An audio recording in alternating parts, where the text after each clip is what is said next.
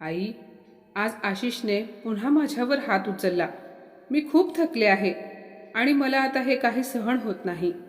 माझ्या बारीक सारीक चुकांवर सुद्धा माझा नवरा माझ्यावर ओरडतो. त्यांच्या घरातील माणसांसमोर बेइज्जत करतो. अगं, मी पण एक माणूसच आहे ना, आणि मला काही किंमत आहे की नाही, असे म्हणून स्नेहा बोलता बोलता रडायला लागली. तिची आई म्हणाली, हे बघ स्नेहा, तू अजिबात रडू नकोस. खूप झाले आणि खूप काही ऐकून घेतले त्या लोकांचे. तू एक काम कर, सरळ आपल्या घरी निघून ये. हे बघ, तू शिकलेली आहेस, त्यामुळे तू काळजी करण्याची गरज नाही. तू इकडे आलीस की 2-4 दिवसातच त्या लोकांची अक्कल ठिकाणावर येईल. तू बघशील. आणि जर त्यांची अक्कल ठिकाणावर आली नाही तर तुला घटस्फोट घेण्याचा मार्ग मोकळा आहे. बाळा, तू खूप सहन केले आहेस, पण आता नाही. तू लगेच इकडे निघून ये, असे सांगून आईने फोन ठेवला. स्नेहा हुंदके देत रडत होती आणि मग तिने रडतच तिचे कपडे बॅगमध्ये भरले. तेवढ्यात स्नेहाचा नवरा आशिष तिथे आला आणि तिच्याकडे पाहून म्हणाला, कुठे जाण्याची तयारी करत आहेस? ती म्हणाली, तुम्हाला काय करायचे आहे? तुम्ही मला कधी सांगितले का तुम्ही कधी आणि कुठे जाता म्हणून? आशिष म्हणाला, मी कधीच तुला न सांगता घराबाहेर गेलेलो नाही. आणि हे बघ स्नेहा, तू माझी बायको आहेस. तुझी जबाबदारी आहे माझ्यावर, आणि म्हणून तुला विचारतोय. स्नेहा म्हणाली, अरे वा, मी बायको आहे ना तुमची. मग जेव्हा तुम्ही तुमच्या कुटुंबासमोर माझा अपमान करता तेव्हा मी तुमची बायको आहे हे समजत नाही का? बस करा आशिष, खूप झाले. मी सर्वांना चांगली ओळखून आहे आणि आता मी इथे एक क्षणही थांबणार नाही. आशिष म्हणाला, अगं स्नेहा, ते आपले कुटुंब आहे. माझे आई बाबा तुझे सासू सासरे आहेत. तुझ्यावर ते सून नाही तर मुलीप्रमाणे प्रेम करतात. आणि हे बघ, मी तुला कारण नसताना रागवत नाही. मगाशी मी तुला तुझ्या चुकांबद्दल रागवत होतो. तू बाबांसोबत भांडण केले नसतेस, त्यांच्याशी उद्धटपणे वागली नसतीस, तर मग मला राग का आला असता, आणि मग मी तुला बोललोही नसतो. आशिष खूप वेळ त्याच्या बायकोला समजावण्याचा प्रयत्न करत होता, पण स्नेहा मात्र काही ऐकायला तयार नव्हती. तिने पटकन आपली बॅग उचलली आणि घराबाहेर जाऊन रिक्षा करून निघून गेली. तिने रागाच्या भरात घर सोडले होते. तिला हेही समजले नाही की ती ट्रेनमध्ये कधी बसली. तिला फक्त एवढेच लक्षात राहिले की आशिष खूप उशिरापर्यंत उभे राहून तिच्याकडे पाहत होता. तिच्या रागाने तिच्यातील विचार करण्याची क्षमता हिरावून घेतल्याप्रमाणे ती वागत होती. फक्त तिच्या आईने बोललेले शब्दच तिच्या कानामध्ये घुमत होते की तू निघून ये, खूप सहन केलेस. आशिष बरोबर तिचे लग्न होऊन 2 वर्षे झाली होती. आशिष त्याच्या आईवडिलांचा एकुलता एक मुलगा होता. त्याला एक बहीणही होती. तिचे लग्न झाले होते आणि स्नेहा ही 2 भावांची एकुलती एक बहीण होती आणि त्यामुळे ती खूप लाडकी होती. लग्न झाल्यानंतर सुरुवातीला तिच्या सासरच्यांनी तिला खूप सांभाळून घेतले, पण ती फक्त तिच्या नवऱ्याला आशिषलाच आपला मानायची. बाकी ती सासू सासऱ्यांबरोबर तिचा काहीही संबंध नसल्यासारखी वागत होती. आशिषने तिला खूप समजावण्याचा प्रयत्न केला, पण ती नेहमी उलट वागायची आणि आशिष काही बोलला की मग एकाचे 2 करून आपल्या आईला फोनवर सांगायची. आणि तिची आईसुद्धा तिला नेहमी चुकीचा सल्ला द्यायची. त्यामुळे त्याचा हा परिणाम झाला की स्नेहाने तिच्या कुटुंबातील इतर लोकांबरोबर जमवून घेतले नाही. तिला सासू सासरे तिचे शत्रू वाटत होते. त्यामुळे हळूहळू सासू सासऱ्यांनी सुद्धा गप्प राहणे पसंत केले. तिचे सासू सासरे दोघेही तिच्याशी जेवढ्याच तेवढेच वागायचे. आज स्नेहा कुठेतरी बाहेर चालली होती, तेव्हा तिचे सासरे म्हणाले, सुनबाई, एकटी जाऊ नको. तू नवीन आहेस, तुला इथले रस्ते माहिती नाहीत. ते असेही म्हणाले, आशिष ऑफिसवरून आल्यानंतर तू त्याच्यासोबत जा. फक्त एवढेच बोलले तर स्नेहा त्यांना म्हणाली, घातले का मध्ये तोंड? तुम्ही एवढे म्हातारे झालात पण कोणालाही बाहेर जाताना कुठे चालली की हे विचारायचे नसते एवढेही कळत नाही का तुम्हाला? तिचे सासू सासरे तिचे बोलणे ऐकून एकमेकांकडे पाहू लागले. पण स्नेहा तिच्या तोंडात जे येईल ते बोलू लागली. ती म्हणाली, तुम्ही मला बाहेर एकटी जाऊ नको म्हणत आहात, मग तुम्हाला काय वाटते की मी काही चुकीचे काम करायला चालली आहे का? हे बघा, मी एक सुशिक्षित मुलगी आहे. कुठेही जाताना आशिषचा हात पकडून जायला मी काही कुकुलं बाळ नाही. आणि हो, तुम्ही माझ्या पर्सनल गोष्टींमध्ये लक्ष देऊ नका. असे बोलल्यावर सासू म्हणाली, अगं सुनबाई, तुझे सासरे तुला फक्त बाहेर एकटी जाऊ नको म्हणाले तर तू किती तोंड करत आहेस? स्नेहा म्हणाली, मला तुमच्याशी काही बोलायचे नाही. त्यामुळे ह्यावरून तुम्ही दोघे एक गोष्ट लक्षात ठेवा, मला काहीही सल्ला देण्याचा प्रयत्न करत जाऊ नका. असे म्हणून ती निघून गेली. काही वेळाने ती घरी आली तेव्हा आशिष म्हणाला, कुठे गेली होतीस? स्नेहा सासू सासऱ्यांकडे पाहत म्हणाली, मी बाहेर गेले म्हणून चुगली केली का कोणी? आशिष म्हणाला, तोंड सांभाळून बोल, आणि चुगली करण्यासारखे तू काही केलेस का? ती म्हणाली, हे बघा, मला तुमचे बाबा नेहमी संशयी नजरेने बघतात आणि बोलतात.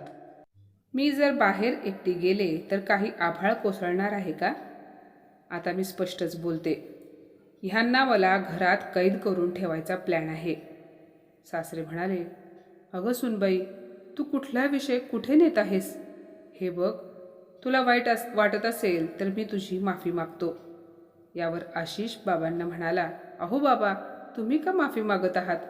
यात तुमची काहीही चूक नाही. पुन्हा तुम्ही अशी माफी वगैरे मागत जाऊ नका. स्नेहा मात्र काहीही न बोलता तिच्या खोलीत निघून गेली आणि आशिषही तिच्या मागोमाग गेला आणि म्हणाला, स्नेहा, यापुढे माझ्या आईबाबांसोबत उद्धटपणे वागायचे नाही. हे ऐकून ती भडकली. ती आशिषलाही उलट सुलट बोलू लागली. तेव्हा आशिषने तिच्यावर हात उचलला. त्यानंतर तिला अनेक वेळा समजावल्यावरही तिने त्याचे ऐकले नाही आणि मग शेवटी तिने घर सोडले. आईवडिलांचे प्रेम आणि भाऊभाऊजयांच्या लाडामुळे ती हट्टी झाली होती. पण आता ती खूप खुश होती, कारण आता तिची सासरच्या लोकांपासून सुटका झाली होती. ट्रेनमध्ये असताना तिला आशिषचा 2-3 वेळा फोन आला होता, जो तिने कट केला. ती विचार करत होती की आईने का बरं तिला कॉल केला नाही. आईला तर ठाऊक होते की ती माहेरी यायला निघाली आहे म्हणून. काही वेळाने स्नेहाचा राग शांत झाल्यानंतर तिला तिच्या नवऱ्याची आठवणसुद्धा यायला लागली. पण तिने ठरवले होते की आता परत जायचे नाही. पाहता पाहता ती पुण्याला पोहोचली. पण तिला रेल्वे स्टेशनवर कोणीही न्यायला आले नव्हते. याचे तिला खूप आश्चर्य वाटले, कारण यापूर्वी जेव्हा केव्हा ती यायची तेव्हा तिच्या 2 भावांपैकी कोणीतरी तिला स्टेशनवर न्यायला यायचे. पण आज काय झाले असेल असा विचार करत तिने स्टेशनपासून घरापर्यंत जाण्यासाठी रिक्षा केली. जेव्हा ती तिच्या कॉलनीमध्ये आली तेव्हा तिला सुधा आत्याचे घर दिसले. त्यांच्या घराला फुलांच्या माळांनी सजवण्यात आले होते. तिला वाटले आत्याच्या घरी कार्यक्रम असेल आणि उद्या परवा आत्याला भेटता येईल. काही वेळातच रिक्षा तिच्या घरासमोर थांबली. तिने रिक्षावाल्याला पैसे दिले. गेट उघडून आत गेली तर दरवाजा बंद होता. ती मनात म्हणाली, असे तर कधीच होत नाही. मी माहेरी येणार आहे हे समजल्यावर सर्वजण माझी आतुरतेने वाट पाहत बसलेले असायचे, पण आज स्नेहाला असे काहीच दिसले नाही. तिला खूप भीती वाटायला लागली की घरी काही गडबड तर झाली नसेल ना. हाच विचार करत तिने दरवाजावरची बेल वाजवली. तेव्हा तिच्या मोठ्या बहिणीने दरवाजा उघडला. स्नेहा आत आली, पण तिची बहिणी स्नेहाला पाहून तिला काहीही न बोलता तिच्या खोलीमध्ये निघून गेली. घरात सर्वत्र शांतता होती. काही वेळाने तिची धाकटी भाऊजय आली आणि नणंदेच्या हातातील बॅग घेतली आणि तिला बसण्यास सांगितले. स्नेहाने तिच्या वहिनीला विचारले, वहिनी काय झाले आहे? काय झाले आहे सर्वांना? कोणीही बाहेर दिसत नाही. पूर्वी तर मी आल्यावर तुम्ही सर्वजण इथे अंगणात गप्पा मारत बसलेले असायचा आणि आज मोठी वहिनी मला पाहून न पाहिल्यासारखे करून तिच्या खोलीत निघून गेली आणि आता तूही मला नाराज दिसत आहेस. आणि मला स्टेशनवर माझे दोन्ही भावांपैकी एक जण देखील घ्यायला आला नाही. तेव्हा वहिनी म्हणाली, स्नेहाताई, तुम्ही प्रवासातून थकून आलात. आज जा. आई बाबा तुमची वाट पाहत आहेत. आपण नंतर बोलूया. स्नेहाची मोठी वहिनी तिच्यापेक्षा वयाने मोठी होती. ती स्नेहावर आईप्रमाणे प्रेम करत होती आणि म्हणूनच स्नेहाला वहिनीचा स्वभाव ठाऊक होता. ती मनात म्हणाली, वहिनी माझ्याकडे दुर्लक्ष कधीच करणार नाही. नक्कीच काहीतरी झाले आहे. असे म्हणत तिचे लक्ष 2 घरांच्या मधोमध असलेल्या लक्ष्मण रेषेकडे गेले आणि तिच्या लक्षात आले की नात्यांमध्ये दुरावा आला आहे. आणि ह्या गोष्टीची साक्ष अंगणामध्ये असलेली ही लक्ष्मण रेषा सांगत होती. स्नेहा आपली बॅग घेऊन आईच्या खोलीकडे जात होती, पण तेव्हा तिला आणखी एक धक्का बसला. जेव्हा तिच्या धाकट्या भाऊजेने तिला वरच्या खोलीकडे इशारा करत जायला सांगितले. स्नेहा म्हणाली, पण वहिनी, अगं आईची खोली तर. स्नेहा पुढे काही बोलणार तेवढ्यात तिची वहिनी म्हणाली, नाही स्नेहाताई, आता आई बाबा माझ्याकडेच वरती राहतात. तुम्ही चला माझ्याबरोबर. मी तुमच्यासाठी काहीतरी खायला बनवते. आता स्नेहाच्या डोक्यात एका प्रश्नाने घर केले. ती मनात म्हणाली, एवढे सर्व झाले आणि आईने मला सांगितले का नाही? आणि एक मी आहे जी माझ्या सासरी घडलेल्या लहान सहान गोष्टीसुद्धा आईला फोन करून सांगते. आताच जाऊन आईला याचा जाब विचारते. असे म्हणून ती वरच्या खोलीत जाते. आईला पाहून स्नेहा आईच्या गळ्यात पडते. तिला आईबरोबर खूप काही बोलायचे असते आणि काही प्रश्नांचा जाबही विचारायचा असतो. स्नेहा आईला काही विचारणार तेवढ्यात तिच्या आईने तिला गप्प बसण्याचा इशारा केला आणि हळू आवाजात म्हणाली, तुझ्या बाबांची तब्येत खूप खराब आहे. ते आता झोपले आहेत. आपण नंतर बोलू. आणि तसेही आता तर तुला इथेच राहायचे आहे ना? मग आरामात गप्पा मारता येईल. मग काय? स्नेहाच्या मनातील बोलणे मनातच राहिले. जेवण वगैरे झाल्यानंतर तिच्या वहिनीने तिच्यासाठी भाजीच्या खोलीमध्ये अंथरूण टाकून दिले. दिवसभरचा प्रवास करून स्नेहा दमली होती. त्यामुळे तिला कधी झोप लागली समजले नाही. दुसऱ्या दिवशी सकाळी खालून जोरात बोलण्याचा आवाजाने तिची झोप मूड झाली. ती पटकन उठली आणि गॅलरीत येऊन उभी राहिली. तिने पाहिले की तिचा मोठा भाऊ श्रीधर हा त्याच्या हद्दीत लावलेल्या धाकट्या भावाच्या गाडीला बाजूला काढ असे म्हणून जोरजोरात बोलत होता. धाकटा भाऊ विनायक तर तिथे दिसत नव्हता, पण त्याची बायको कोमल दादाला काहीही बोलायला लागली आणि स्नेहा गॅलरीत उभे राहून हे सर्व पाहत होती. ती मनात म्हणाली, हे लोक असे कसे करू शकतात? नात्याला काही सीमा वगैरे असते की नाही? माझा दादा मोठा आहे आणि आपल्या मोठ्या दिराला तिची धाकटी भाऊजय उलटसुलट बोलत होती. हे पाहून स्नेहाला भयंकर राग आला. ती म्हणाली, ह्या धाकट्या वहिनीची हिंमतच कशी झाली माझ्या दादाला असे अपमानास्पद बोलण्याची? तेवढ्यात तिथे तिची आई गॅलरीत आली. तेव्हा स्नेहा आईला म्हणाली, अगं आई, कोमल वहिनी बघ ना, दादाला कशी उलट उत्तरे देत आहे. तिला समजत नाही का आपल्या मोठ्या दिराला कसे बोलावे ते? थांब, मी आताच खाली जाऊन धाकट्या वहिनीला जाऊन विचारते. असे म्हणून ती रागाने खाली चालली, पण तेव्हा तिच्या आईने तिला थांबवले. आई म्हणाली, स्नेहा बेटा, त्यांच्या भांडणात तू पडू नकोस. त्यांचे ते पाहून घेतील आणि त्यासाठी तुला मध्ये पडण्याची काही गरज नाही. स्नेहा म्हणाली, आई, तू बघतेस ना वहिनी कशी बोलत आहेस ते? अगं आई, मोठ्यांना बोलण्याची काही मर्यादा नावाची गोष्ट असते की नाही? आईने तिच्याकडे पाहिले आणि म्हणाली, राग येऊ देऊ नकोस बाळा. पण तूही तुझ्या वडील समान सासऱ्यांना भांडतेस तेव्हा तूही त्यांना कोमलप्रमाणे उलटसुलट बोलतेस हो की नाही? मग उगाच कोमलला खाली जाऊन तिला उपदेशाचे डोस पाजण्यात काय अर्थ आहे? हे बघ बेटा, जेव्हा आपण सर्व बाबतीत चांगले असतो ना, तेव्हाच अशा भानगडीत पडावे. नाहीतर समोरचा तुझ्यासारखा वागत असेल तर त्याला समजावण्याचा किंवा काही विचारण्याचा अधिकार तुझ्याकडे राहत नाही. आईचे बोलणे ऐकून स्नेहाने खाली मान घातली आणि तिला जाणवले की खरेच मी आशिषच्या बाबांना कसेही बोलत होते. तिला तिच्या सासऱ्यांची आठवण आली आणि तिचे डोळे पाण्याने भरले आणि ती काहीही न बोलता तिथून निघून गेली. तसे तर आज माहेरी येऊन स्नेहाचा पहिलाच दिवस होता. घरात आई वडील भाऊ भाऊजया असूनही तिला खूप एकटेपणा जाणवत होता. तिने पाहिले की लग्नापूर्वी तिची खोली होती ती देखील तिच्या मोठ्या भावाच्या हिश्श्यामध्ये गेली आणि आज ती एका अनपेक्षित पाहुण्यांप्रमाणे तिच्या भाचीच्या खोलीमध्ये राहत होती. तिने ठरवले होते की ह्याचा जाब बाबांना जाऊन विचारावा, पण आईने तर आधीच सांगितले होते की बाबांची तब्येत ठीक नाही, त्यामुळे ती बाबांना काही बोलू शकत नव्हती. तिने इकडे येताना विचार केला होता, माहेरी गेल्यानंतर तिचे दोन्ही भाऊ आई वडील भाऊजया तिचे म्हणणे ऐकून घेतील, आशिषला समजावतील, तिचे दुःख समजून घेतील, तिला धीर देतील की तू काही काळजी करू नकोस, आम्ही तुझ्यासोबत आहोत. पण ह्यापैकी तर काहीच झाले नाही. तिच्या मोठ्या भावाने तर तिला आल्यापासून एक शब्दही बोलला नव्हता. त्यांच्यापैकी कोणालाच त्यांची लाडकी स्नेहा माहेरी आल्याचे जणू जाणवतच नव्हते.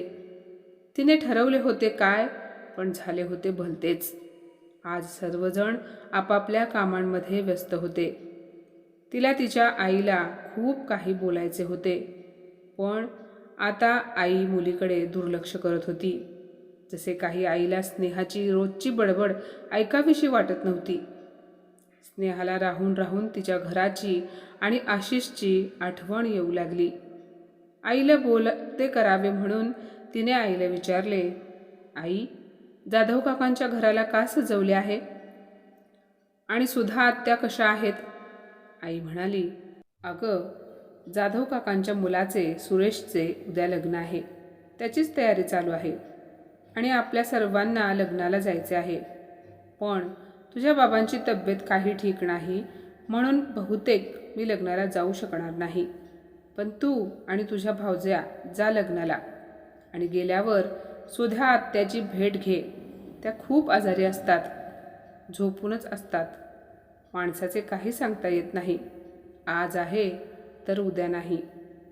स्नेहा लहानपणापासून हॉस्टेलमध्ये राहून शिकत होती, पण जेव्हा उन्हाळ्याच्या सुट्टीमध्ये घरी यायची तेव्हा ती तिच्या जाधव काकांच्या घरी नक्की जायची.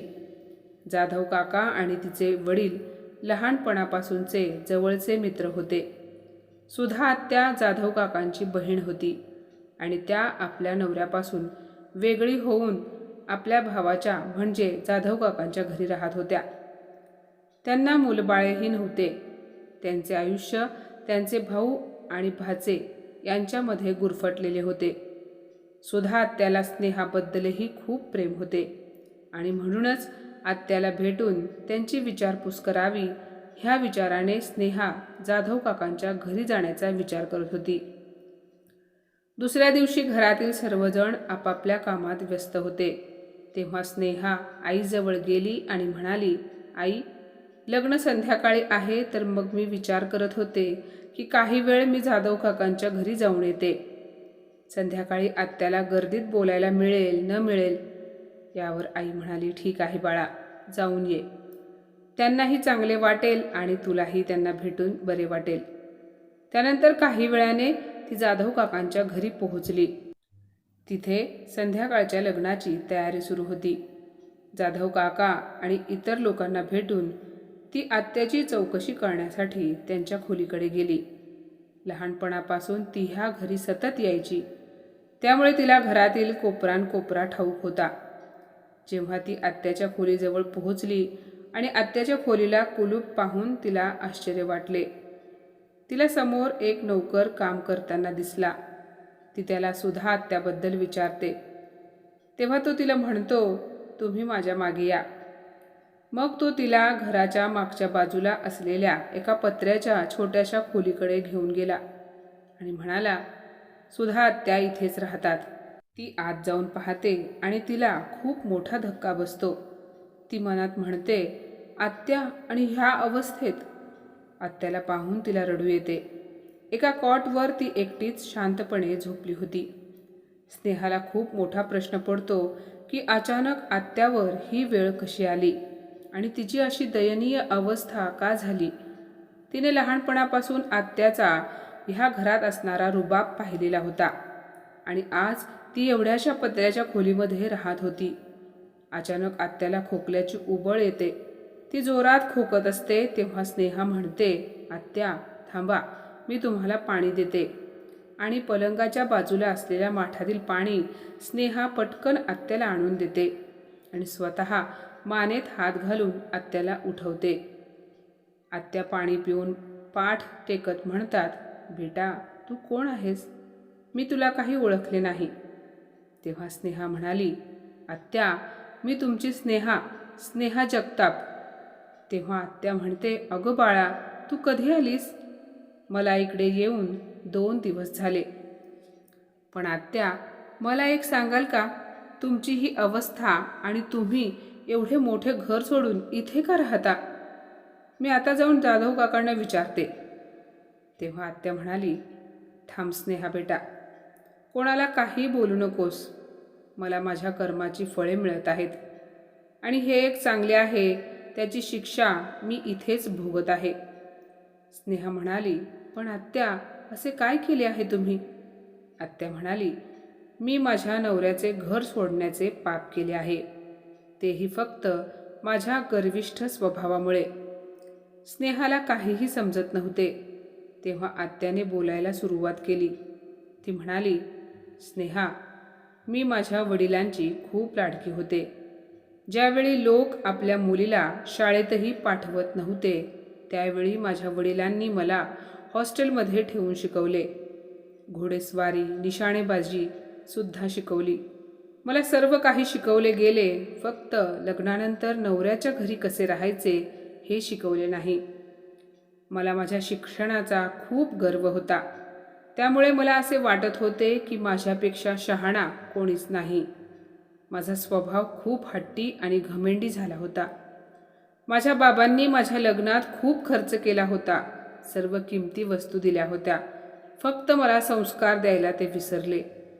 एके दिवशी माझ्या सासऱ्यांनी माझ्या खोलीतील भिंतीवरचे महागडे घड्याळ, जे माझ्या वडिलांनी मला माझ्या लग्नात दिले होते, ते काढून हॉलमधील भिंतीवर लावले. मग काय, माझ्या रागाचा पारा चढला. त्यावेळी तिथे किती लोक उपस्थित होते याचा विचारही न करता मी बाहेर जाऊन ते घड्याळ काढले आणि सर्वांसमोर सासऱ्याचा अपमान केला आणि त्यांना भिकारी म्हणाले. तेव्हा माझ्या नवऱ्याने माझ्या कानशिलात लगावली आणि मला सासऱ्यांची माफी मागायला सांगितली. पण तेव्हा मी माझ्या सासऱ्यांचा सर्वांसमोर अपमान केला. पण मला झालेला अपमान मला काही सहन झाला नाही आणि मी म्हणाले, आता मला तुमच्यासोबत राहायचे नाही. माझे आईवडील मला आयुष्यभर सांभाळतील. तेव्हा मला माझ्या वडिलांच्या संपत्तीचा गर्व होता. त्यामुळे मी नवऱ्यासमोर झुकण्यापेक्षा त्याचे घर सोडणे पसंत केले आणि इथे कायमसाठी राहायला आले. पण त्यानंतर ही 1-2 वेळा माझ्या सासरची मंडळी मला न्यायला आली होती. पण तेव्हा मी गेले नाही आणि त्यानंतर ते कधीच मला न्यायला आले नाहीत. माझ्या नवऱ्याने जेव्हा दुसरे लग्न केले तेव्हा मला इकडे येण्याचा पश्चाताप झाला. आज जर मी माझ्या नवऱ्यासोबत सासरी असते तर मलाही मुले बाळे, नातवंडे असती. माझीही काहीतरी इज्जत आणि मान असला असता. जोपर्यंत माझे वडील जिवंत होते तोपर्यंत ते घर माझे होते. पण आता त्या घरावर भाऊ, भाऊजय आणि त्यांच्या मुलांचे वर्चस्व आहे. अगं, आजकाल कोणी आपल्या आईवडिलांना विचारत नाहीत तर मग मी काय चीज आहे. जेव्हापासून मी आजारी आहे तेव्हापासून मला इथे आणून सोडले गेले. ते म्हणतात तुमच्यामुळे आम्ही आजारी पडू. असे बोलताना आत्याला पुन्हा एकदा खोकल्याची उबळ आली. पण हे ऐकून स्नेहा थक्क झाली. ती काय बोलणार होती? तिने आत्याचा आशीर्वाद घेतला आणि काळजी घ्या असे बोलून ती घरी आली. संध्याकाळी भावजांबरोबर स्नेहा लग्नाला गेली, पण तिचे मन दुसरीकडेच होते. लग्नाहून आल्यानंतर रात्री तिला कधी झोप लागली समजले नाही. पण त्या रात्री तिला एक असे स्वप्न पडले की ती आरशासमोर उभी आहे. एकदम म्हातारी झाली आहे. पांढरे केस, वाकलेली कंबर. तिने भावजाईला विचारले, वहिनी ही जागा कोणती आहे? ती म्हणाली, हे स्टोअर रूम आहे. इथे घरातील न लागणाऱ्या वस्तू रद्दी ठेवली जाते. वहिनी म्हणाली, स्नेहाताई, तुम्हाला ह्या घरात राहायचे असेल तर आजपासून तुमची जागा इथेच आहे. स्नेहा झोपेत जोरात खोकायला लागते. पाणी पाणी असे म्हणत ती झोपेतून खडबडून जागी होते. ती घामाने डबडबून गेलेली असते. तिची भाची घाबरते आणि आजीला घेऊन येते. तेव्हा स्नेहाची आई तिला विचारते, काय झाले स्नेहा? तू कोणते वाईट स्वप्न पाहिलेस का? नाही नाही असे म्हणत ती घाम पुसत असते. आई म्हणते, अगं स्नेहा, तुला जर स्वप्न पडले असेल तर ते सत्य होईल बघ. कारण पहाटेचे 5 वाजले आहेत आणि पहाटे पडलेली स्वप्ने खरी होतात. स्नेहाला खूप भीती वाटायला लागते. तिची आई म्हणते, हे बघ बाळा, तू लवकर फ्रेश हो, काहीतरी खाऊन घे आणि तुझे सामान स्टोअर रूमच्या खोलीमध्ये नेऊन ठेव. ते काय आहे ना, तुला आता इथेच राहायचे आहे तर मग तुलाही वेगळी खोली पाहिजे की नाही? त्यामुळे मी काल संध्याकाळी स्टोअर रूमची साफसफाई करून घेतली आहे. आजपासून तू तिथेच राहशील. हे ऐकून स्नेहाला धक्का बसतो. ती विचार करते, तिकडे सासरी आशिष आणि त्याचे मास्टर बेडरूम कुठे आणि कुठे हे स्टोअर रूम? तिला तिचे स्वप्न सत्य असल्याचे जाणवत होते. त्यामुळे तिला पुन्हा घाम येतो. तिने तिच्या आईकडून ही अपेक्षा कधीच केली नव्हती. कारण तिच्या आईने तिची जागा स्टोअर रूममध्ये आहे असे सांगून दिले होते. ती खूप रडायला लागते. आता तिला तिच्या सर्व चुका आठवायला लागतात. त्या दिवशी सुद्धा तिचे सासरे मुलगा आणि सुनेतील भांडण सोडवण्यासाठी बोलत होते. तेव्हा स्नेहा सासऱ्याला मोठ्या आवाजात उलट बोलत होती आणि त्यामुळेच आशिषने तिच्यावर हात उचलला. कोणताही मुलगा आपल्या वडिलांचा झालेला अपमान कसा सहन करू शकतो, हे सर्व काही तिला जसेच्या तसे आठवत होते. आणि आज सर्वात जास्त तिला आशिषची आठवण येत होती आणि तिचे घरसुद्धा. तिने आशिषला फोन लावण्यासाठी तिचा मोबाईल घेतला, पण मोबाईलमध्ये आशिषचे खूप सारे मिस कॉल पडले होते. तेव्हा रागामध्ये तिने त्याचा फोन उचलला नव्हता. पण आज तिने हिम्मत करून आशिषला कॉल केला. आशिषने लगेच फोन उचलला. तेव्हा तो म्हणाला, स्नेहा, असे कोणी करते का गं? हे बघ, त्या दिवशी मी तुझ्यावर हात उचलला, मला माफ कर आणि आपल्या घरी परत ये. मला आणि ह्या घराला तुझी गरज आहे. नवऱ्याचा आवाज ऐकून स्नेहा रडायला लागली. ती खूप वेळ रडत होती आणि तिने आशिषला सासरी येण्याचे सांगून फोन ठेवला. तिने निर्णय घेतला की तिला सुधा आत्याप्रमाणे बनायचे नाही. काही वेळाने ती आईला म्हणाली, आई, मी माझ्या घरी परत चालले आहे. तू स्टोअर रूममध्ये तुमचे होते ते सामान पुन्हा ठेव. तिचे बोलणे ऐकून आई थोडीशी हसली आणि म्हणाली, तू परत कुठेही जाणार नाहीस. नीट विचार कर आणि पुन्हा सासरी असे झाले तसे झाले हे मला सारखा फोन करून सांगू नकोस.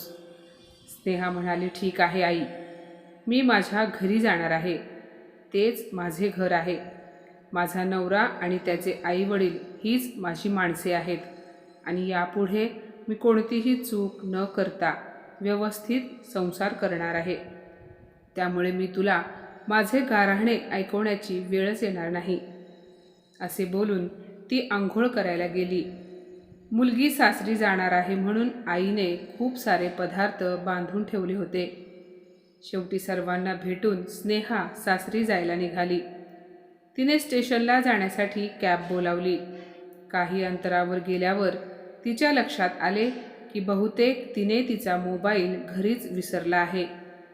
तिने ड्रायव्हरला गाडी घराकडे घेण्यास सांगितली. अलीकडेच कॅब थांबवण्यास सांगितली आणि ती जेव्हा गेटजवळ गेली तेव्हा आतून आलेले आवाज ऐकून ती तिथेच थांबली. आई आणि तिच्या 2 भावजया हसत होत्या. मोठी भावजे म्हणाली, आई, तुम्हाला मानले पाहिजे. काय धडा शिकवला आहे तुम्ही स्नेहाताईंना. आणि सर्वात अवघड रोल तर बाबांचा होता. 2 दिवसांपासून ते बिचारे अंथरुणात पडून आहेत. आई म्हणाली, मी काय करणार होते. माझा नाईलाज होता. एवढे चांगले सासर मिळून माझ्या मुलीला त्यांच्यात दोष दिसत होते.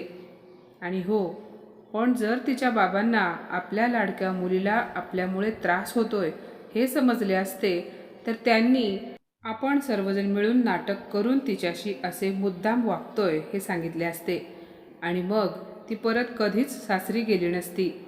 त्यामुळे तिला तिच्या बाबांपासून दूर ठेवले. मी स्नेहाला ओळखते. ती खूप हट्टी आहे. तिला तोंडाने सांगून कळत नाही. म्हणून तर आपल्याला असे नाटक करून माहेरचे हे रूपसुद्धा तिला दाखवणे गरजेचे होते. एकाच दिवसात 2 किचन बनवणे आणि तुम्हा सर्वांचे अशा प्रकारे एकमेकांशी भांडण करणे हा देखील आपल्या नाटकाचाच भाग होता. मोठी भाऊजे म्हणाली, पण बिचारा स्नेहाताई सोबत आपण एवढे परक्यासारखे वागायला नको होते. तेव्हा आई म्हणाली, सुनबाई, जेव्हा मूल लहान असते तेव्हा कडू औषध देण्यासाठी कधीकधी आईला मुलाचे नाक देखील बंद करावे लागते. पण ते त्या मुलाच्या फायद्यासाठीच असते. आपण स्नेहाला राखी पौर्णिमेला बोलावून घेऊ. आता तिची अक्कल ठिकाणावर आली आहे. ती यापुढे तिच्या सासरी व्यवस्थित राहील. जर मी तिला समजावले असते तर ती मला तिची शत्रू समजली असती. पण आता सर्व काही ठीक आहे. धाकटी भाऊजे म्हणाली, पण एक गोष्ट माझ्या लक्षात आली नाही. आज तर त्यांना येऊन 3च दिवस झाले होते. मग स्नेहाताई एवढ्या लवकर कशा गेल्या. स्नेहाच्या डोळ्यातून पाणी आले. तिला तिची चूक लक्षात आली होती. पण तिच्या माहेरी सर्व काही ठीक आहे याचा तिला आनंद झाला. तेव्हा अचानक पर्समधून मोबाईल वाजला. तिच्या नवऱ्याचा फोन आला होता. तो म्हणाला, स्नेहा, किती वाजताची ट्रेन आहे सांग. मी तुला स्टेशनवर घ्यायला येईन. तेव्हा स्नेहा म्हणाली, हो, आता सांगते. असे बोलून ती परत कॅबमध्ये बसली आणि आपल्या सासरी जाण्यासाठी निघाली. स्टेशनवर पोहोचली आणि ट्रेनमध्ये बसल्यावर तिने नवऱ्याला फोन केला. तो आधीच स्टेशनवर येऊन थांबला होता. ट्रेनमधून उतरताच तिने नवऱ्याला घट्ट मिठी मारली आणि पुन्हा त्याला कधीच सोडून जाणार नाही असे वचन दिले. घरी पोहोचल्यावर स्नेहाने सासू आणि सासऱ्यांचे पाय धरून माफी मागितली. तेव्हा सासरे तिला उठवत म्हणाले, आम्हा दोघांचा कधीच तुझ्यावर राग नव्हता. तू आम्हाला आमच्या मुलीसारखी आहेस. तुम्ही दोघे सुखाने संसार करा, कारण तुमच्या आनंदातच आमचा आनंद आहे. आता स्नेहा पूर्वीची स्नेहा राहिली नव्हती. तिच्यात खूप बदल झाला होता. उशिराने का होईना, पण तिला सासू सासरे हे आपले दुसरे आई वडीलच असतात हे समजले होते. तर माझ्या मित्रमैत्रिणींनो, आजची ही कथा तुम्हाला कशी वाटली कमेंटमध्ये नक्की सांगा. आणि अशाच नवनवीन कथा ऐकण्यासाठी प्रज्ञा मराठी स्टोरीजला नक्की सबस्क्राईब करा. धन्यवाद.